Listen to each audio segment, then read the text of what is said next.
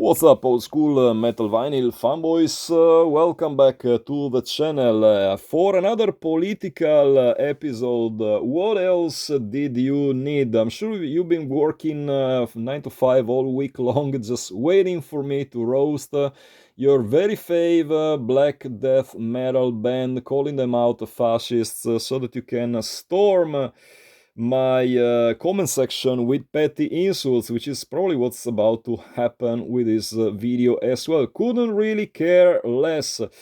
Today we're discussing one band which I used to be very big fan of in my early naive days as a black death metal fanboy and lost any kind of respect for in the decades that followed. Talking about ACHERON from the US.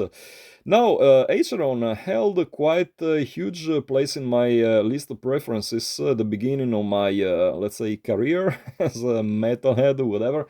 Because The Rites of the Black Mass was one of the very first albums I acquired back in the early 90s. I bought it upon release in 1991, 1992, I believe.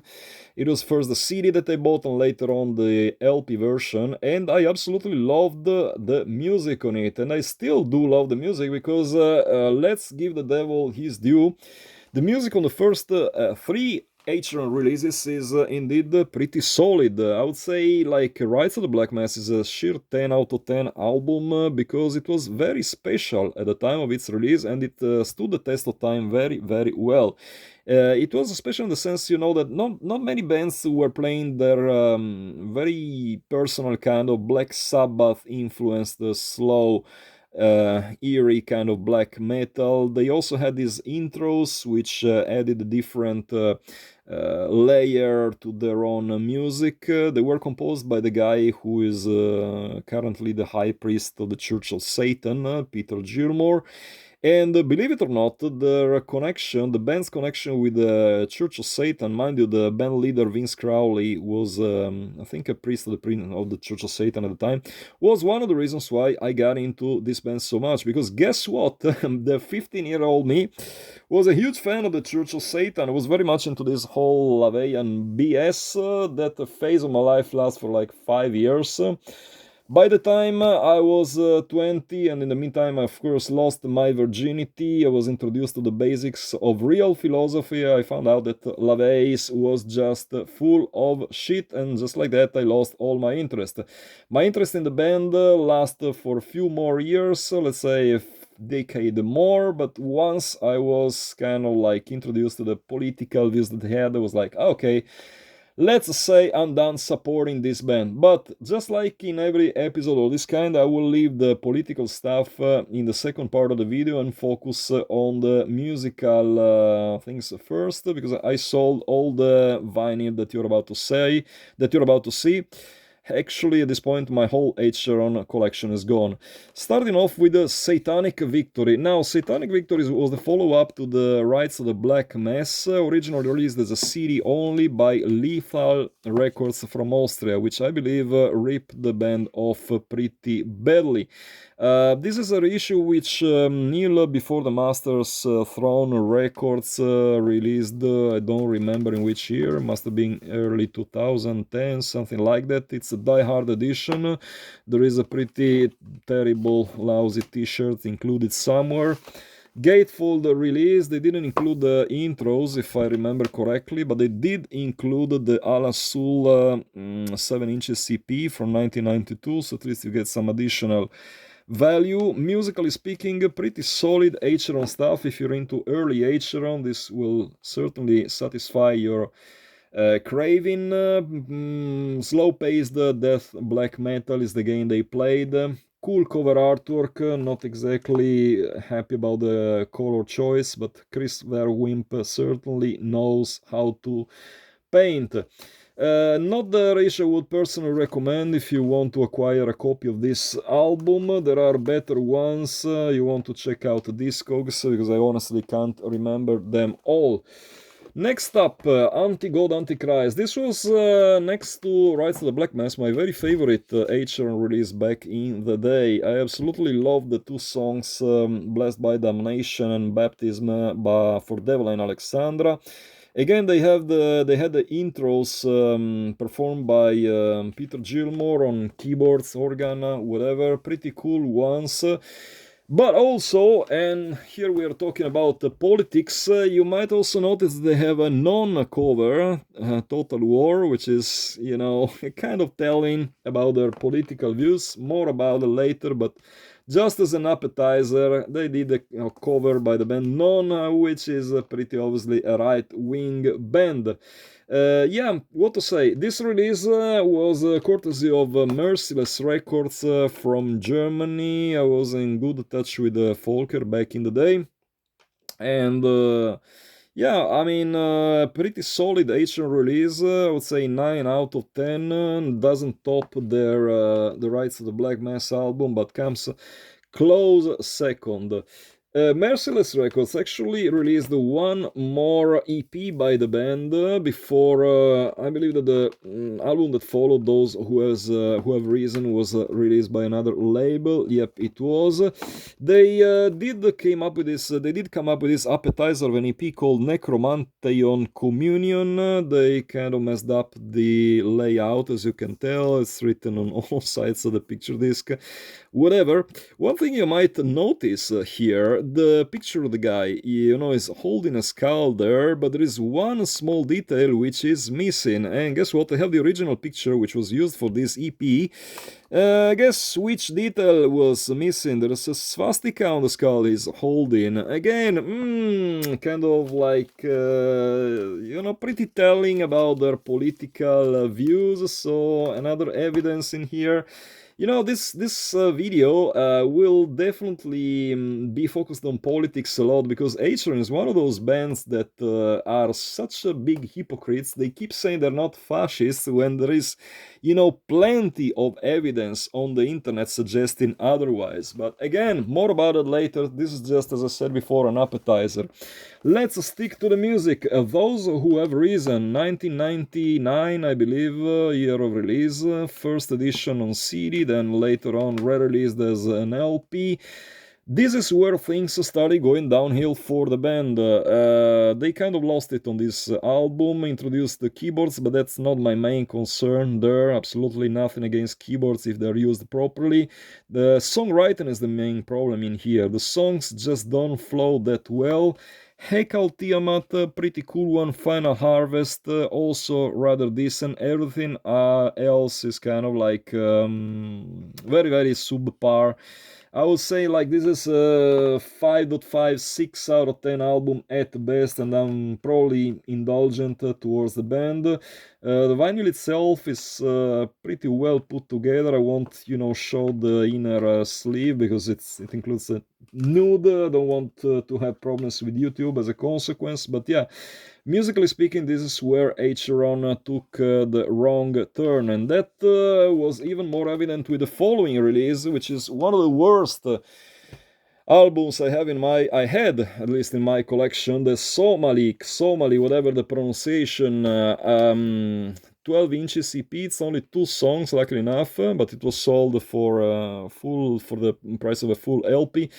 Warlord Records from Milan. What a terrible piece of music this is. 2 of the worst songs I've ever heard in my life as a metalhead. Somali and Kindred, absolutely terrible.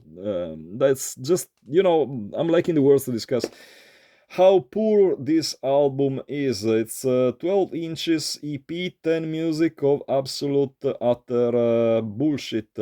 That's the best way to put it. 2 out of 10 album. Really glad it's no longer part of my collection. I hope the new owner burns it or something. Things, of course, didn't improve much in the albums that followed. ACHERON released 3 more LPs, 3 more albums actually, because there is one which has never been released on LP. The last 2 vinyl releases by the band consist of The Final Conflict, Last Days of God. Now, this is another album which is absolutely terrible in my opinion. Totally subpar, even if Kyle Severe from Incantation does the drums in here. I think he was a band He was a member of the band for a number of years already, but yeah, this is one of those albums where I will struggle to find one good song. I have the CD version of this LP as well, and it includes, they're using, from this album, they started using the old logo, the one that they had at the time of the demo tape, and there was an iron cross on the instead of this pentagram. And my personal opinion is that whenever you're spotting iron crosses on either cover artworks or you're wearing them as a pendant, unless you're Lemmy, and even with Lemmy I have some doubts, but maybe I should dedicate a full video on that. Yeah, there is a sign that perhaps you're leaning towards the right wing side of things. So yeah, personal assumptions that if you have an iron cross, if you're wearing an iron cross in whichever form, you're a Nazi. That's my personal impression, and feel free to roast me in the comments. Just try to prove me wrong.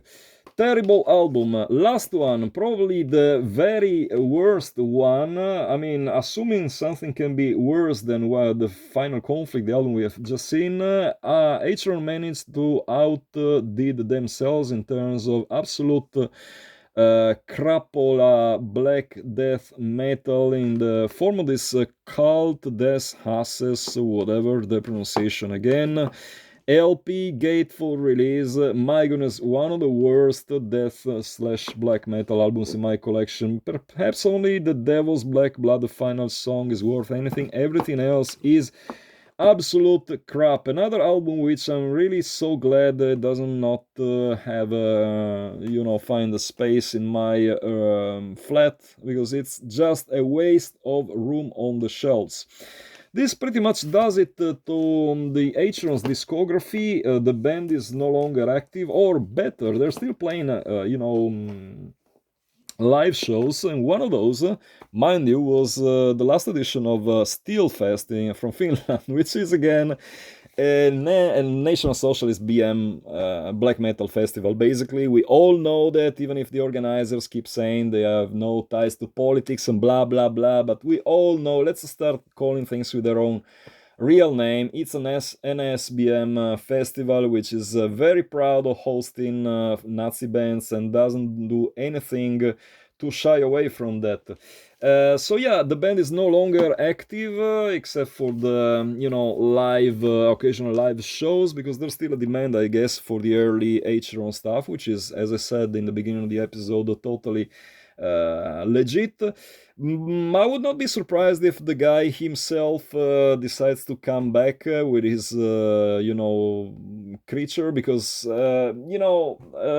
everything he released after the split up of ACHERON was absolutely miserable, and I mean even worse than the last ACHERON albums, if that is even possible, humanly speaking.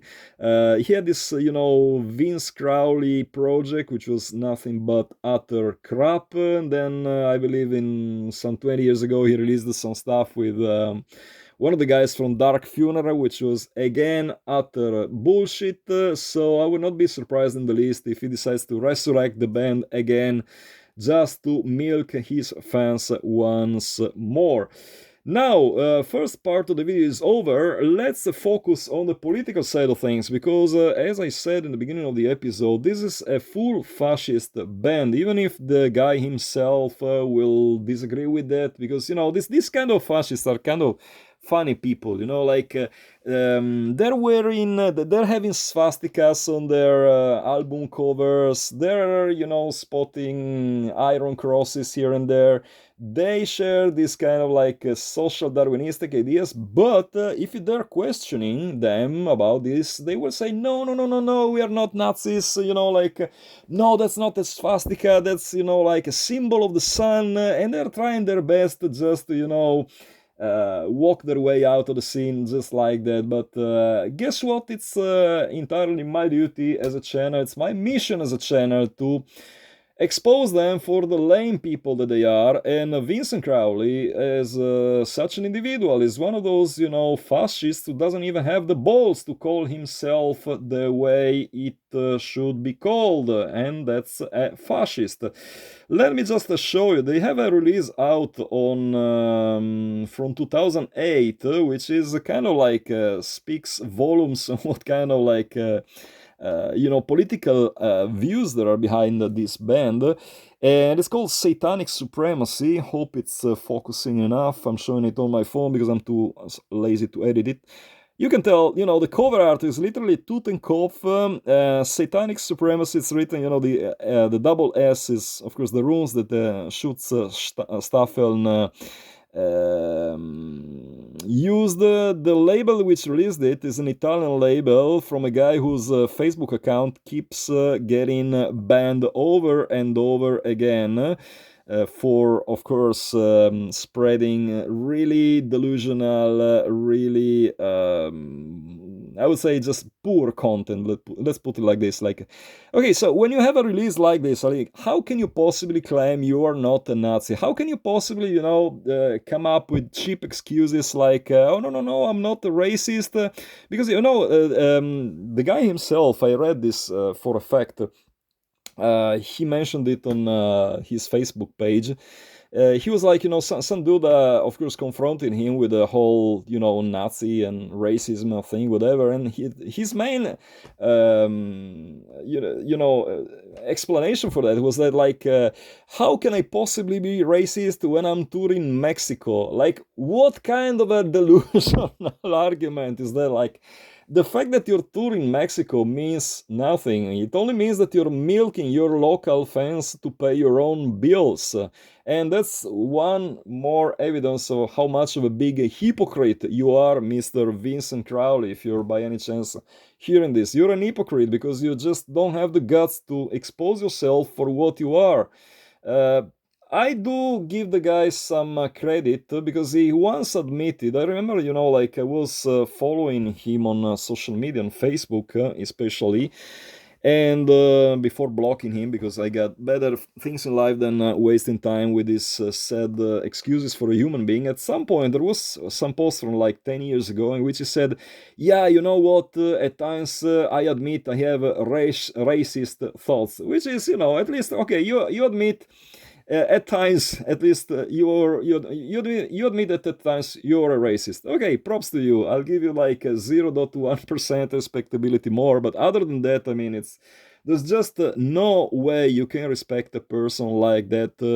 Displaying this kind of delusional views, having Totenkopfs on your albums, using symbols which evoke nothing but disaster for humankind. And on top of that, not even having the balls to, stand up for them, because at the end of the day, that's what it is, like these people, when confronted with this, hot topics, they will always try to find some rhetorical argument. They will say, no, we are not Nazis, we are just sorry, we just hate everyone, which is another of those cheap excuses, like they hate everyone, but somehow they hate black and homosexual people more than others. So guys, that I guess does it for this episode. Hope you enjoyed it. Hope you have like your ideas about this band are a little bit more clear. If you by any chance decide to support them, at least you know what kind of person lies behind the creation of this music, which again, I'll give them credit for that. The first three releases, musically speaking, absolutely untouchable, but yep, it's up to you to decide if you want to support these people any longer by either attending their shows, buying their reissues, whatever. It's up to you. I will discuss this maybe in the future in a different episode. Is it cool, like should we really,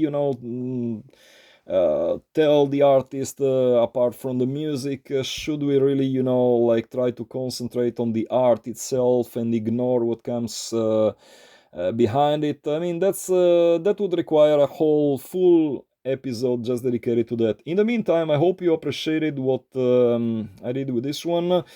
Let me know down in the comments what you think about this band, both musically and lyrically and philosophically. I'm expecting, of course, to be roasted. I'm expecting loads and loads of petty insults again, but fear not, because I will block each and everyone who dares to post BS on my channel. And till the next time, guys, keep it loud and heavy as usual.